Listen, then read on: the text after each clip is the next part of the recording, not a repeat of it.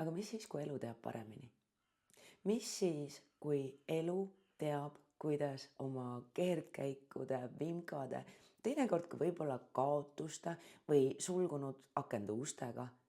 Mis siis, kui elu oskab selle kõigega sind palju paremini viia sinna, kuhu sul on vaja jõuda? Mis siis, kui paljud sellised ümbersuunamised on tegelikult kiirteed või siis hästi vajalikud kogemused selleks, et sa oleksid valmis õigel ajal õigesse kohta jõudes tegema seda, mida sul seal on vaja teha.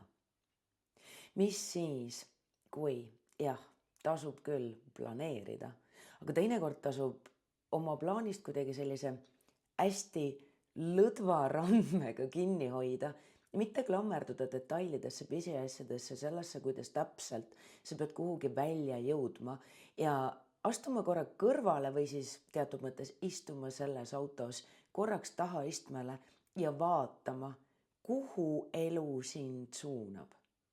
Et okei, ma tahan jõuda sinna, ma tahan kogeda seda, mul on selline plaan, aga mis siis, kui saab kuidagi paremini, kiiremini, ägedamalt? Mis siis, kui inimene planeerib, aga jumal mitte ainult ei naera, vaid aitab kiirendada seda plaani. Lihtsalt teinekord parelt tragikoomilisel, jabural või lausa hirmuärataval moel. Mis siis, kui elu juhtub sinu heaks?